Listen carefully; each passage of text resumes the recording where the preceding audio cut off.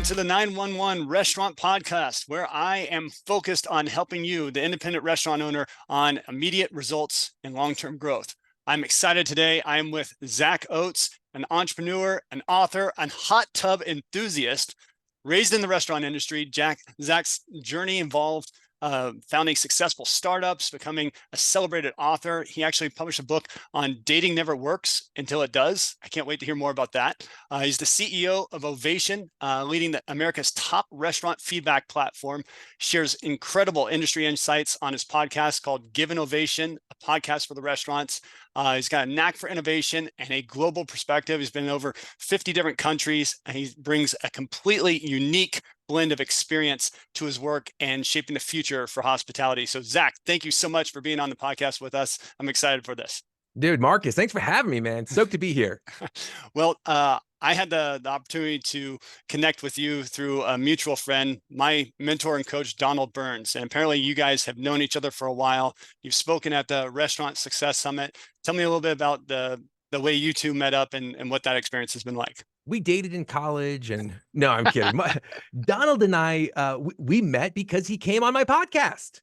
Ding, ding, ding. And I heard him speak at an event, and I'm just like, man, maybe one day I can get a chance to chat with him. And then I started a podcast. I reached out to him, and he was gracious enough to come on, and we just became fast friends after that. I was on his podcast. I've subsequently been on a couple of times, and then I've spoken at his event for a few years running now, talking about how do you improve the guest experience, how do you drive revenue with guest experience and traffic, because that's a big secret. Is a lot of people don't know that feedback is a source of revenue. It's not just a check the box thing on the back burner, get to it when we get to it. Let's put 50 other things in place first. And so anyway, so it's a different perspective on what feedback is, but you need to look at feedback differently. And feedback is a gift, but man, you got to open it. And so many people don't know how to open their gift of feedback. And so that's what we set off to do. And I think Donald really resonated with the frictionless nature for the guests, and with his background. He loves processes, and he loves things that are going to improve the guest experience and improve EBITDA and profit. And so that's why we connected, and it's been a great journey since then. And he's been an awesome friend. Not only are we doing things professionally, but when we go to these events, a lot of times we'll just hang out. Like we've gone to dinner or lunch many times, and he's an awesome guy. He really is. I've loved the experience with Donald. He and I met up through Instagram, through another mutual friend that put us in contact. And ever since that was in October. So it's, I guess, about 6 months now. And I'm just super excited where things are going. So one thing you touched on was, feedback being a source of revenue. And it made me think of when I had my steakhouse. One of the parts of our service was for the servers to, when they approach the table after the dinner hit, 2 bites, 2 minutes, was never to ask the question, how's everything? Because ask vanilla questions, you get vanilla answers. Instead, make sure you ask, did your steak come out medium rare just like you liked? Is your salmon moist and flaky? Did that chicken come out tasting like oven roasted just like I described? And literally put your ass on the line and pull that feedback back. Why? Because that gives you a chance to respond. Tell me a little bit more, expand on that, because I think that's huge. Yeah, I love that, because there's a great book by a gentleman who's also on my podcast, Ken McGarry, the Surprise Restaurant Manager, and he's now actually a customer too. But he's someone who he has the best chapter about how to do a table touch I've ever read in the Surprise Restaurant Manager. And sorry, I just exited out of a screen, and I thought that I canceled this out. I was like, oh no. Anyway, but it's all about that. If you go up and you say, how was everything? They're going to be like, what's the answer? If it was good, they're going to say it was good. If it was bad, they're going to say it was good. And then go leave you a negative review, right? Mm-hmm. That's what happens over and over and over again. The table touch doesn't work unless you do it right. Mm-hmm. And now that off-prem is continuously becoming 20, 30, 50, 60, 80% of restaurant revenue, you can't do a table touch. And the problem is, I was just talking with the CEO of Blaze Pizza last week in Kansas City. And he was up on stage talking about this. We had a chat about it afterwards, but you have all these different channels that guests are coming in from. And the problem is we treat them differently, and we shouldn't. we shouldn't treat a guest that orders on DoorDash differently than we treat a guest who walks in the door. How do we want that guest to feel? How do we emanate our brand? How do they understand what we're about?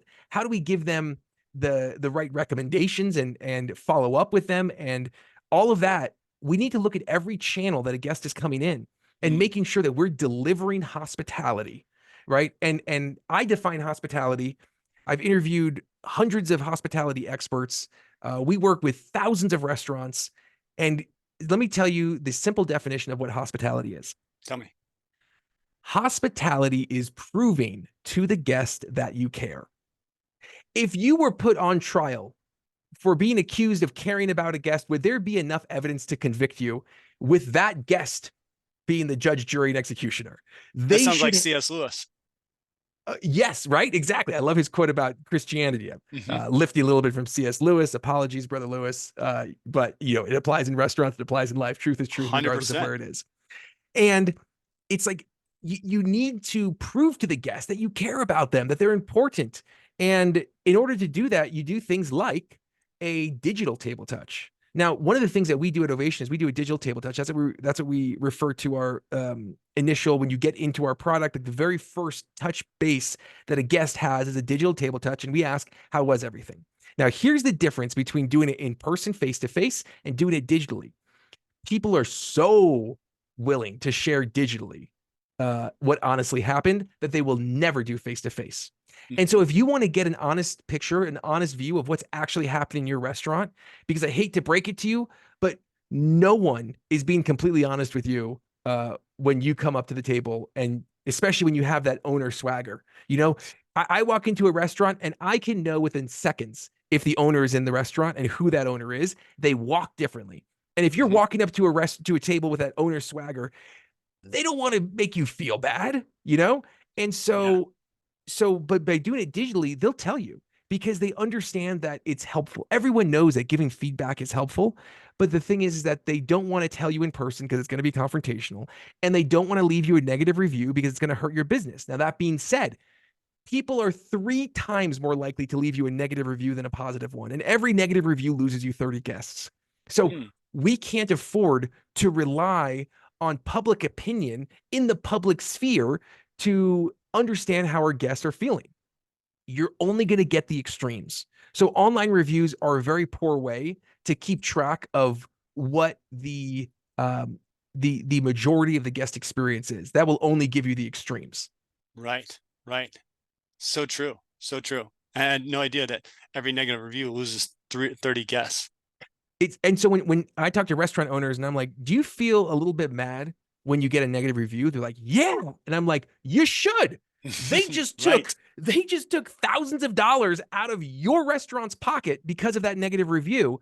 But what we find, this is pretty cool, is that when you give guests an easy way to give you feedback, a way that is easier than leaving you a negative review, we actually have found that implementing Ovation reduces negative reviews. And then we invite the happy guests to go and leave uh, positive reviews. So we're doubling the Right. 5-star reviews. We're reducing the negative reviews. We're winning back guests because now we have a system and a mechanism to, once they give you that feedback, use the Ovation platform, and then boom, you're getting those guests to come back and give you another shot. And now I can't fix broken, but what I can do is I can make good better. And that's what we really focus Mm. on is let's find those restaurants that care about the guest experience, that have a good product and service, and let's help them to level that up, because we often talk about a safety net. You put in all these processes, all these trainings, all these good things, but invariably things go wrong, right, Marcus? Right. You and I both have worked in restaurants long enough to know that Law of entropy. a server has a bad day, a guest has a bad day, a egg gets overcooked. Like there's a billion things that can go wrong. And so, but when you have that 2-question survey of how was everything digitally that goes out to every single channel, and it's the same question, and you can get consensus around what channels are doing well, which ones aren't, what are the problems, how do you fix them? That safety net of solving that guest problem actually becomes a trampoline where they will spring up, and an unhappy guest recovered is your most valuable guest. In fact, our data shows that that guest is upwards of 32 times more valuable than an average customer. So make sure that you have use Ovation, don't use Ovation. I'm fine either way. Like we're going to be in business for a long time. Right. But to help you stay in business as a restaurant owner, have a way that makes it easy for your guests to give you feedback, as frictionless as possible, as easy as possible. And the more that you do that, the more you'll hear what's actually going on and the better your restaurant becomes when you take action on driving revenue from the happy, recovering the guests who didn't have a perfect experience, and improving your operations by discovering the trends of what people are talking about. That is how you create not just a good business, but a generational brand. Right, right. Two things that come to mind as you're saying that, and I think that's absolutely, it's so simple and its logic, and it's rooted in simplicity, and yet it has the biggest ripple effects. One of them, when I was a store manager at Starbucks for 6 years, and one of the things that they teach within the company is before we make any decisions as a company, we look through this one lens. How can we make it easy to be a customer? Mm, And when you think about the brand Starbucks and you think about that saying, they play that to be true in every different angle, digitally, in person, drive through, impulse stations, communicating, everything. And it sounds like what you've done is you created a conduit between the guest and the restaurant to be able to communicate. And you made it easy to be a customer before they talk to their friend or they got triggered in another way and like, you know what, let's think about, I'm just going to leave them a review. yeah. And you got to them before they even had that moment. Totally. And as we look at kind of the data of how often people are coming back and the difference of you know, that customer who is recovered, like I said, they are going to be more loyal than if there was never a service failure in the first place. Right. Yeah, no, completely. Now, with that being said, I want to kind of backtrack just a little bit. Um, you had your experience in the restaurants doing startups, and then eventually you created Ovation. What was the trans? How that transition happen? So yeah, like I said, I grew up working in restaurants. My dad, once he retired from his first career, he was an investor in a restaurant. So I was able to see it from the business perspective. But then this whole idea of the guest was just rattling around in my head, right? And it was just it stayed there because there were so many things that were just caused too much friction. There were too many times I wanted to be helpful at a restaurant. I wanted to be helpful when I went to an event, but there was no way for me to give feedback. And I wanted to be helpful, but not to the extent that I was going to answer any 50 question survey, right?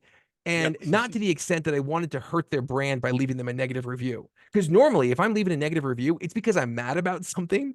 And it's not out of a spirit of like, how can I be helpful? It's out of a spirit of like, I can't believe this happened and there's no way for me to tell anyone. And so I want other people to know about this injustice, right? Right. Um, that's where a lot of these negative reviews come from. And so it just kept on rattling in my head everywhere that I went. I was like, man, this could use a tool like that. Man, this place could use a tool. That place could use a tool. I would drive down the street and I'm like, they could use it, they could use it, they could use it. And I'm like, okay, I'm just gonna start building it and then see what happens. And what started off as it was supposed to be like a little iPad app, and now we've grown to working with thousands of businesses across the country, ranging from some of the biggest brands that that I can't talk about to like mom and pop shops.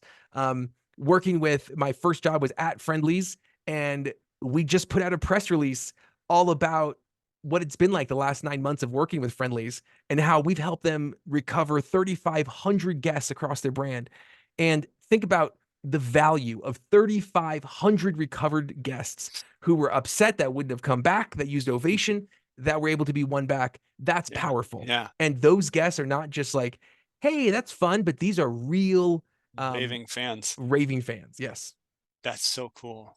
What's along that journey? What are some of the um, I'd say that the moments of wisdom that have been imparted into you by different mentors or managers, owners, just people along the way that like you can look back and just go, oh wow, that was definitely a turning point for me or an aha moment.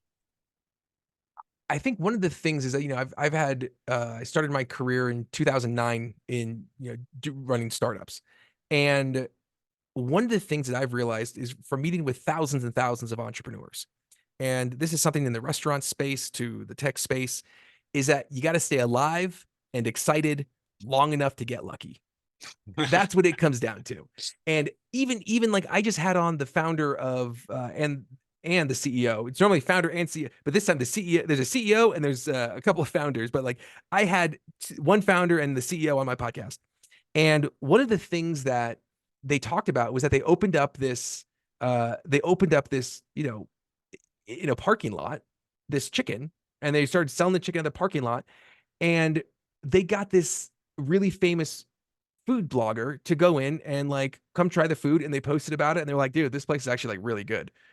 And the first day, couple $100, second day, a few $100, and then I think the third day this guy came, and then they had a line down the street, and Dave's Hot Chicken has been on fire ever since that post.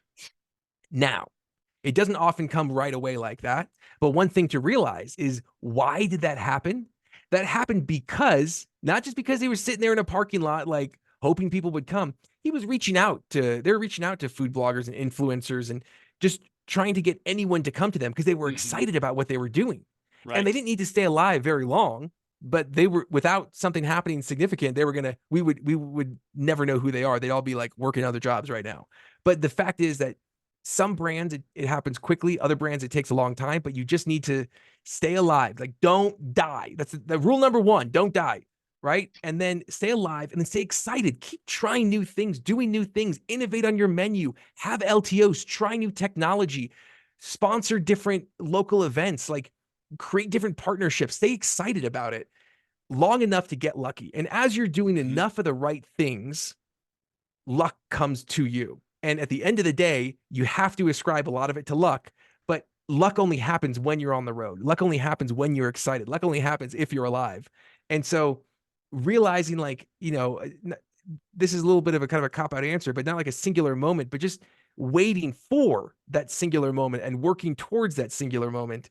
And Ovation has been a million purposeful, serendipitous moments, and I think that that's Well been said. how we've been able to, get to this point. Hmm. And man, we are still alive, more alive than we've ever been. We are extremely excited about what we're doing in the market that we're building, and we keep getting lucky because of it. And I'm grateful for the luck, the blessings, what have you. Um, and it just encourages us to keep building more. Right. Well, tell me, for the independent restaurant owner that's listening right now, when they think about mapping out their customer journey, because and this was probably one of the most eye-opening practices I did. Just grab a whiteboard and they start at the conversation of, "Hey, honey, where do you think you'd like to eat tonight?" And you go to Yelp or you go to Google or you ask, what would your friend suggest? And then they make a reservation and you draw the map all the way to where they came in, they left, and now you're trying to reach out to them afterwards. What does that map look like? How important is mapping that journey out? And how does Ovation help with it? I think one of the most important things about that map is understanding that every single phase has multiple arrows, right? And someone now, they can get third party, they can get it delivered, they can come pick up, they can dine in. Maybe they're ordering ahead, or maybe they're ordering at the counter and waiting for it. Like there's so many different iterations of how people order. And what I think is really important is not just mapping out the customer journey, but mapping out the different iterations of the customer journey.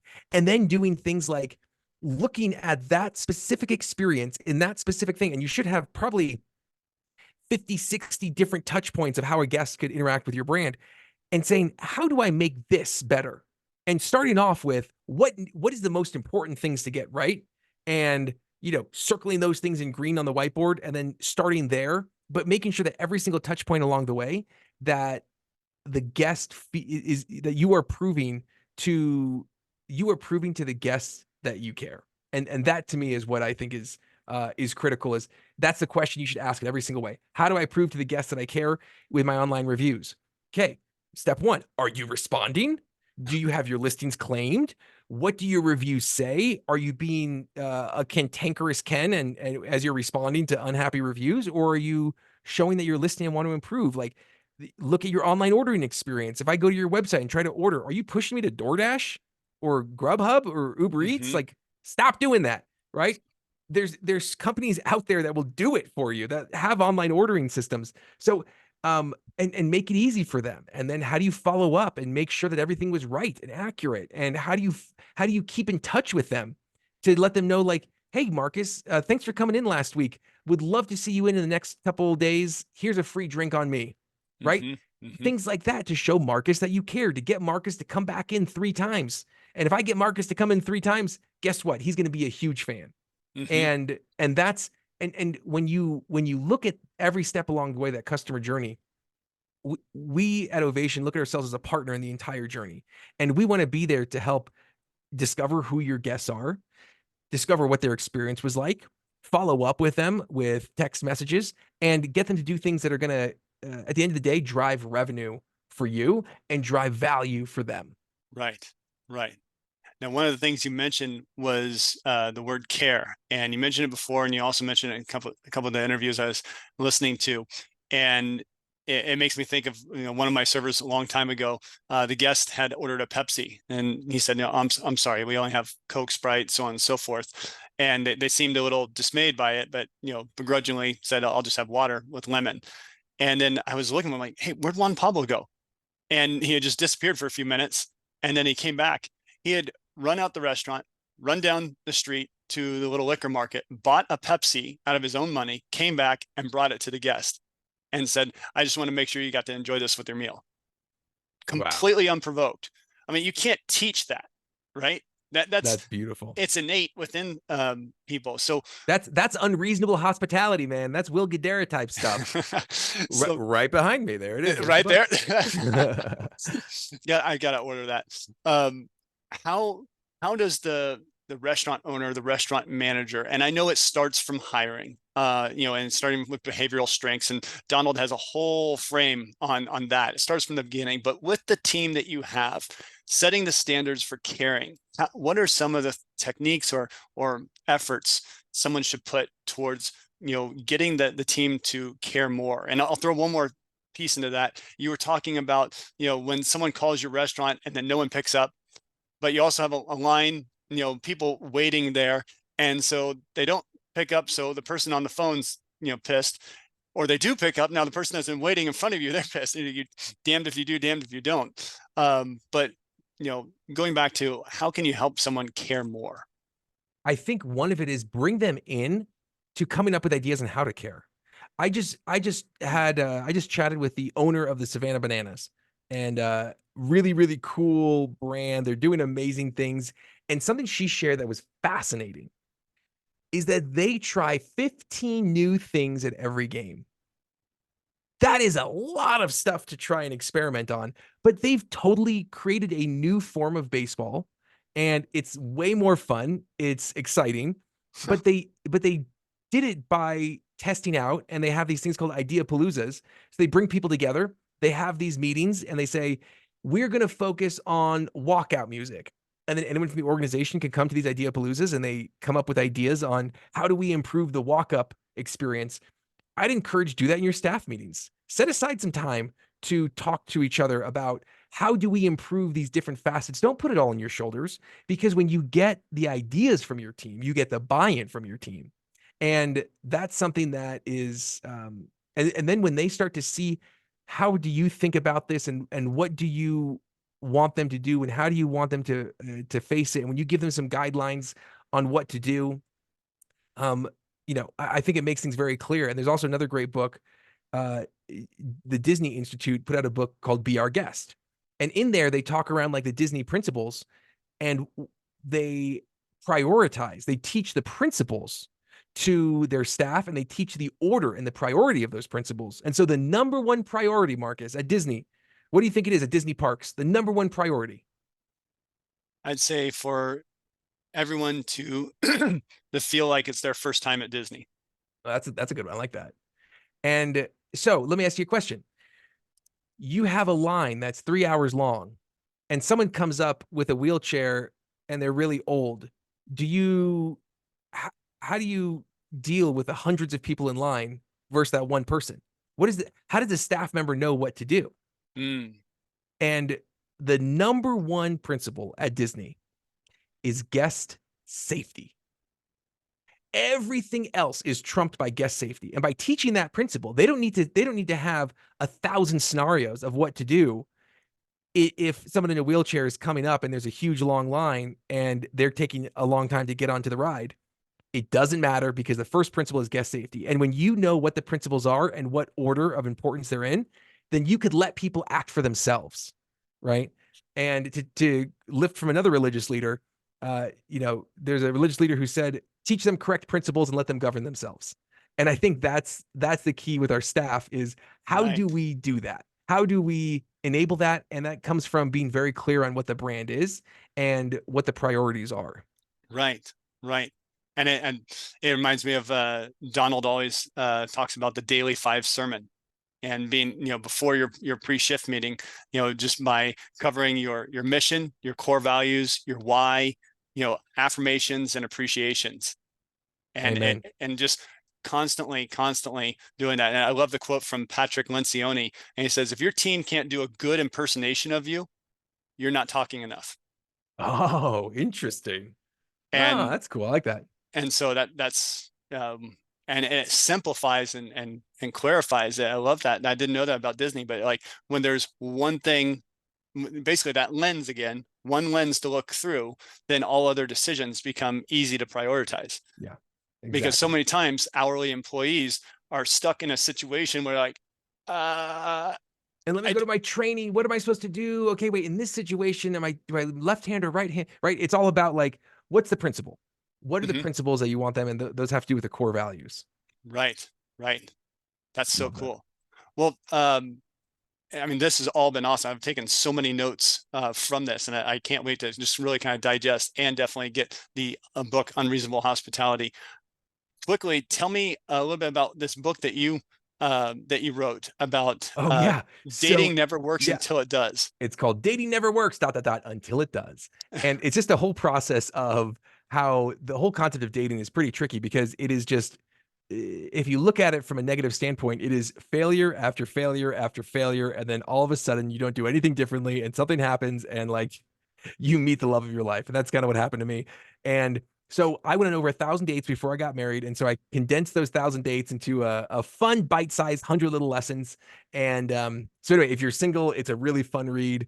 If you're married with kids, it's fun for them. So it's all about a faith-based dating and what does that mean and how do you have a good experience, keep your morals and standards high and helping you learn what to look forward to and Hmm. what a really good marriage is. We talk around at the end, we talk around what are the things that make for a great couple and um having those moments of real love That's and so those cool. that's what you're really shooting for. And so anyway, and we have a whole chapter around dating after divorce.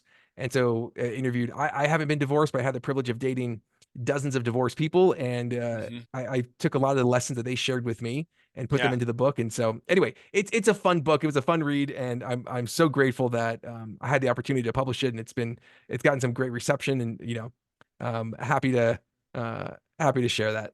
That's awesome. Well, it sounds like at the heart of it, you are a true family man. Saw your Instagram, just tons of pictures of you and your kids and your family, and just having a blast. I love it. That's family comes first for me. I got three kids, so love every moment of it. Amen. Um, one more thing, looking into the future of kind of where everything's going. Everyone's just talking about AI and how it jumps into the restaurant and where hospitality is going. As you look into your crystal ball, where do you see us going in the next, say, 5, 10 years? Where are things headed towards? What's the trends that you see? Hyper intense personalization that would have required decades of PhDs to put together to come up with 1/10 of what AI is going to do overnight.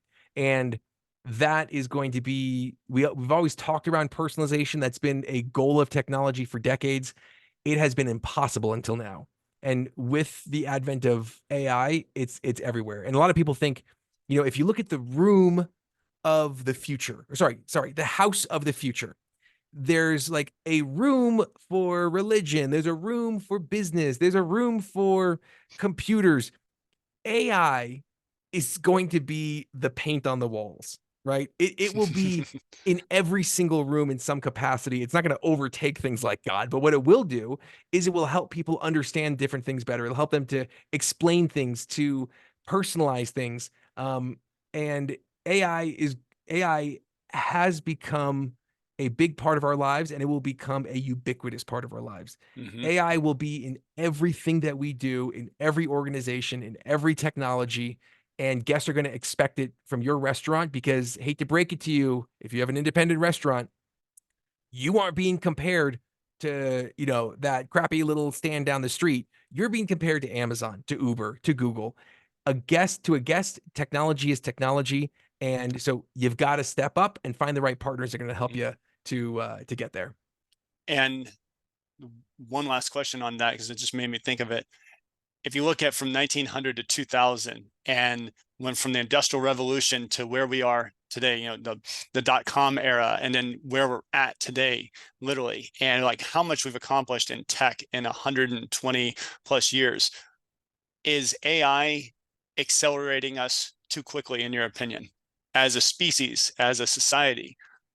Yeah, This is this is the it's the printing press. It's the internet. It is mm-hmm, the next giant evolution that will not change human nature, but it will allow human nature to be taken up to the next level.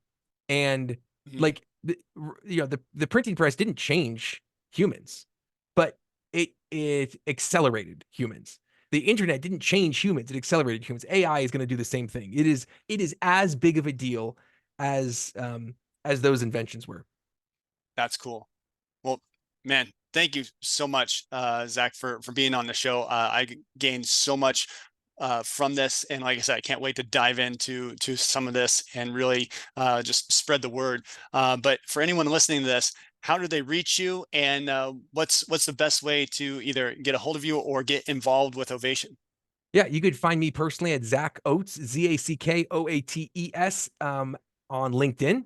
So find me on LinkedIn, Zack Oates with Ovation, or you go to ovationup.com and we'd be happy to chat with you, learn how we can help you in your restaurant.